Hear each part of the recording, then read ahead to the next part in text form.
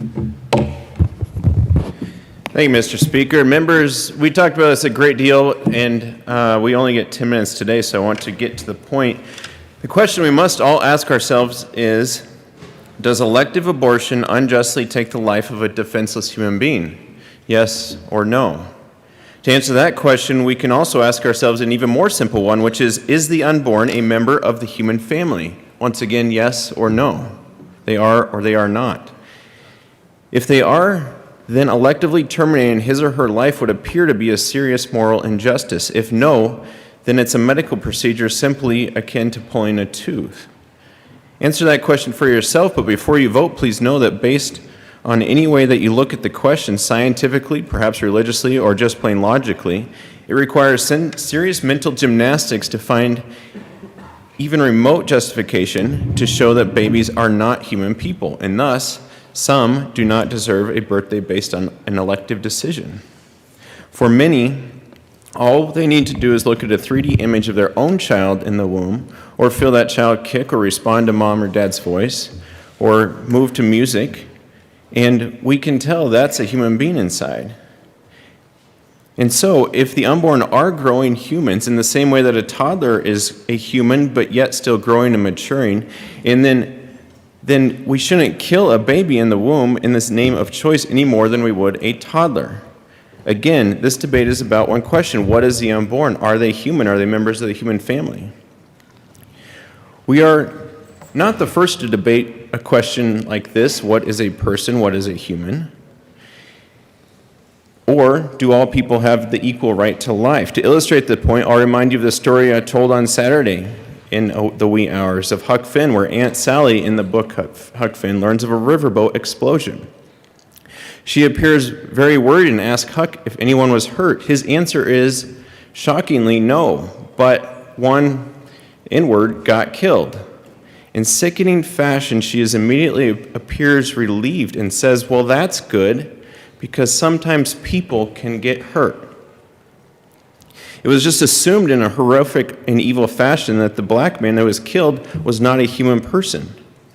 I will bring this back to today in our own President Joe Biden on the anniversary of Roe v. Wade, who said while defending abortion, quote, healthcare is a universal right for everyone, and my administration is committed to making sure every person benefits from this right. The president, just like Aunt Sally in the book, assumed that the baby in the womb is not a human and thus not deserving of human rights equal to all persons.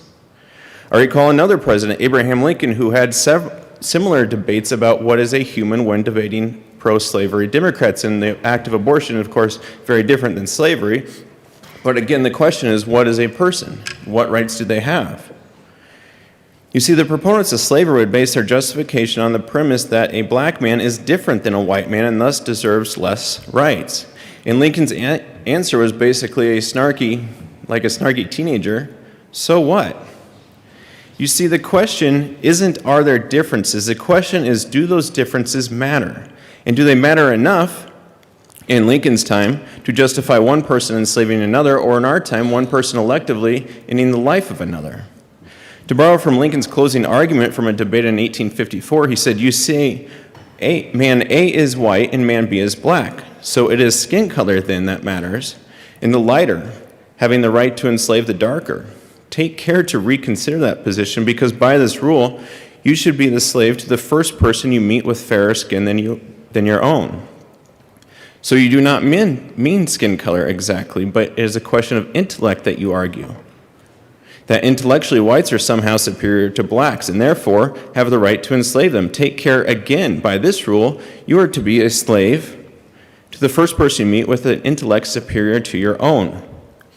But then you say, it is a question of interest or perhaps economics, and because of that, you have the right to enslave another. Very well, then by that rule, you should be a slave to the first person you meet who can make it in their interest or benefit to enslave you. You see, what Lincoln was arguing, what he was arguing is that despite our differences, all people are created equal, and neither black nor white, or baby or adult, should have their humanity stripped for the convenience of another. And so here we are today, leaders of our state and leading proponents of abortion want to disqualify babies in the womb from the human family using reasons that can be used to disqualify all of us at some point in our lives. I'm not taking outlandish statements from the weakest arguments of the 14-hour debate, as some did, but directly from the best arguments, and even those of leading philosophers like Peter Singer, who perhaps is perhaps the leading philosopher of the pro-abort movement today. But scientifically, we know that from the earliest stages of development, the unborn are distinct, they are living, and they are human beings. As we are here today, it is argued that babies in the womb are different than us. My rebuttal is similar to Abraham Lincoln's. So what? The key differences that justify killing them are these. Their size. They're tiny. They're small. They're too small to be considered fully human. And that is true. Embryos are smaller than newborns, and newborns are smaller than adults. But why is that relevant?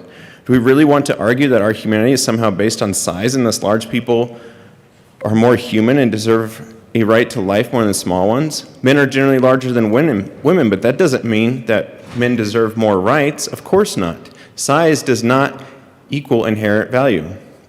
I've also heard, well, they're not fully developed, which is also true. Embryos and fetuses are less developed than the adults they'll one day become. But again, why is this relevant? My 4-year-old daughter is more developed than my 2-year-old. And my 4-year-old is less developed than a teenager. So what?